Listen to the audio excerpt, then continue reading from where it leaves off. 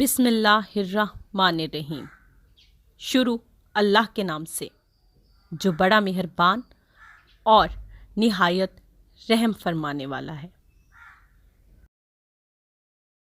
قرآن کریم میں اللہ تعالیٰ ارشاد فرماتے ہیں، اے ایمان والو، اگر تم اللہ سے ڈرتے رہو گے تو اللہ تمہیں ایک فیصلے کی چیز دے گا اور تم سے تمہارے گناہ دور کر دے گا اور تمہیں بخش دے گا، اور اللہ تعالیٰ بڑے فضل والا ہے۔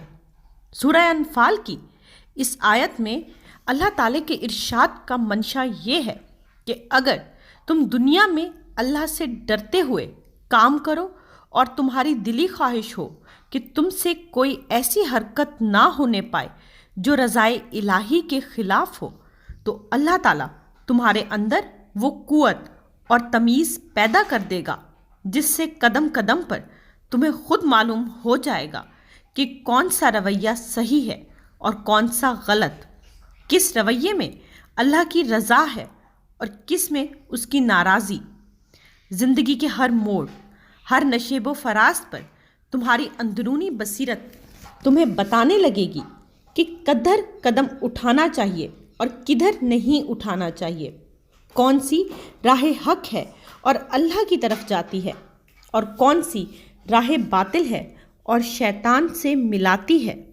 اسی طرح قرآن پاک میں ایک اور جگہ اللہ تعالیٰ ارشاد فرماتے ہیں، اچھائی اور برائی برابر نہیں ہو سکتی، برائی کو بھلائی کے ساتھ دور کر دو تو تمہارے اور جس شخص کے درمیان دشمنی ہوگی تو اس وقت وہ ایسا ہو جائے گا جیسے وہ گہرا دوست ہے۔ اس آیت میں اعلیٰ اخلاقی اقدار اور معاشرتی زندگی کے سکون و اطمینان کا راز بتایا گیا ہے کہ تم برائی کو بھلائی کے ساتھ دور کر دو، مثلاً غصے کو صبر سے، لوگوں کی جہالت کو بردباری سے اور بدسلوکی کو عفو و درگزر سے، کہ اگر کوئی برائی کرے تو اسے معاف کر دو۔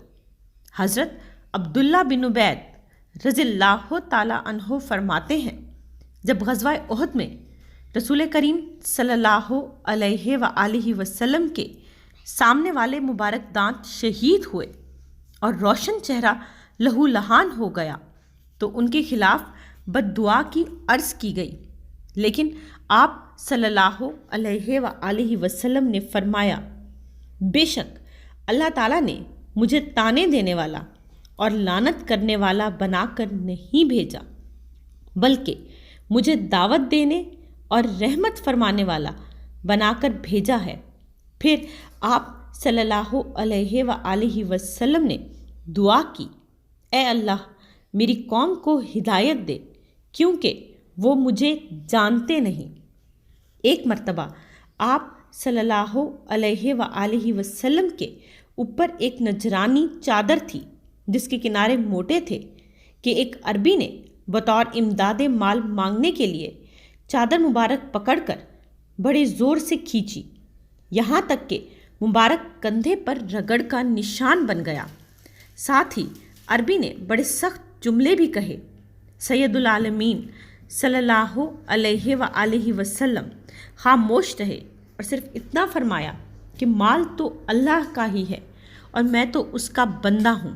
پھر ارشاد فرمایا کہ اے عربی، کیا تم سے اس سلوک کا بدلہ لیا جائے جو تم نے میرے ساتھ کیا ہے؟ اس نے کہا نہیں۔ فرمایا کیوں نہیں؟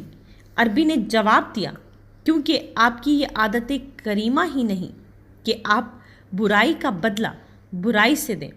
اس کی یہ بات سن کر رسول پاک صلی اللہ علیہ وآلہ وسلم مسکرا دیے اور ارشاد فرمایا، اس کے ایک اونٹ کو جو سے اور دوسرے کو کھجور سے بھر دو۔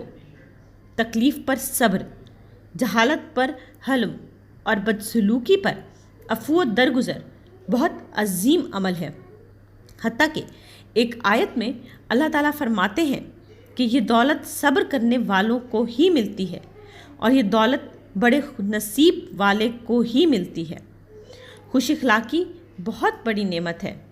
رسول پاک صلی اللہ علیہ وآلہ وسلم نے ارشاد فرمایا، مومنوں میں زیادہ کامل ایمان والا وہ ہے جو اخلاق کے اعتبار سے ان سے سب سے اچھا ہے۔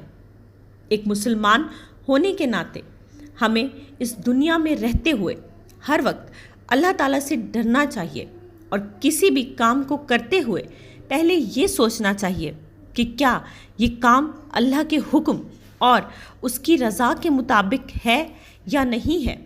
اگر وہ کام اللہ کی رضا کے مطابق ہو تو ہمیں اس کام کو کرنا چاہیے، ورنہ اس کام کو چھوڑ دینا چاہیے۔ اللہ تعالیٰ ہم تمام مسلمانوں کو سیدھی راہ دکھائے اور سیدھی راہ پر چلنے کی توفیق دے، آمین۔